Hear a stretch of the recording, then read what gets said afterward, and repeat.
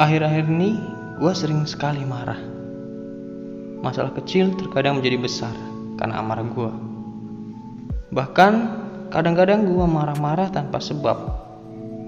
Apakah sobat buku harian pernah mengalami hal yang serupa seperti gue? Bagi kita semua, terutama yang sulit mengontrol amarah dan yang suka marah-marah kayak gue, perlu nih kita membahas apa itu amarah dan bahayanya. Sobat buku harian dapat memberikan pendapatnya atau sharing tentang amarah di kolom komentar. Oke, berbicara tentang amarah. Banyak orang bilang, ketika kita meluapkan kemarahan kita, maka kita akan merasa lebih baik dan kita akan merasa puas. Ya, gak bisa gue pungkiri ya. Memang terkadang lebih baik ketika kita mengekspresikan kemarahan kita daripada memendamnya. Karena kita akan merasa lega dan seakan-akan beban kita sedikit berkurang. Namun hal yang perlu kita pahami bahwa ini akan kita rasakan. Perasaan lega dan tenang akan kita rasakan ketika kita dapat mengekspresikan amarah kita dan kita sekaligus dapat mengontrolnya. Lalu, bagaimana jika kita tidak bisa mengontrolnya? Tentu saja bukan kelegaan yang kita dapatkan, tetapi keterpurukan. Kemarahan menyebabkan kekesalan di dalam hati, lalu menyebabkan perselisihan baik dalam keluarga, lingkungan masyarakat, ataupun teman kita, dan tentunya juga menimbulkan kekacauan. Amarah dapat menyebabkan orang tega menista, menyerang, dan bahkan membunuh. Bisa dibayangkan, sangat mengerikan bukan kalau sifat amarah terus menguasai diri kita. Oke, perlu kita ketahui bahwa orang yang lekas marah biasanya memakai energi ini untuk membakar amarahnya, bukan memadamkannya. Mengapa? Karena ketika kita marah, raut muka yang baik kita hilang.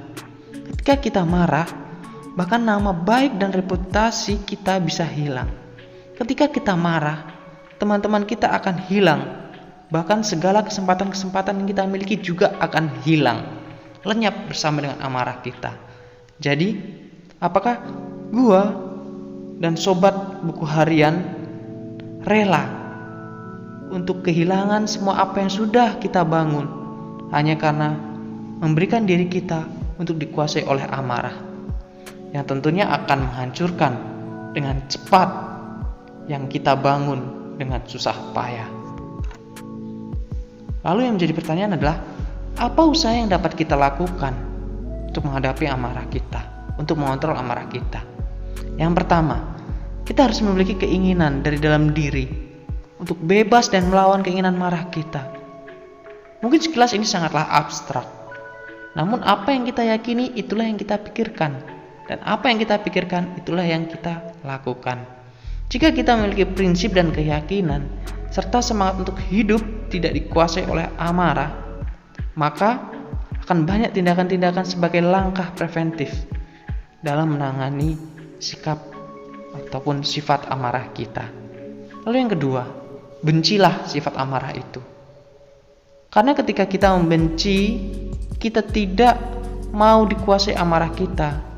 Lalu semakin dekatlah dengan Tuhan. Ketika kita memiliki hubungan yang baik dengan Tuhan, maka Tuhan akan memampukan kita untuk mengasihi sesama kita.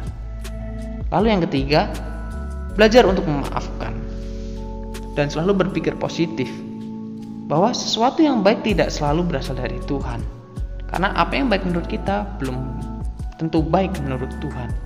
Tetapi sesuatu yang mendewasakan selalu berasal dari Tuhan. Jika sobat buku harian berada dalam masalah, tekanan, dan ada seorang yang membuat sobat buku harian merasa kesal, ingatlah bahwa Tuhan dapat memakai siapa saja untuk mendewasakan kita.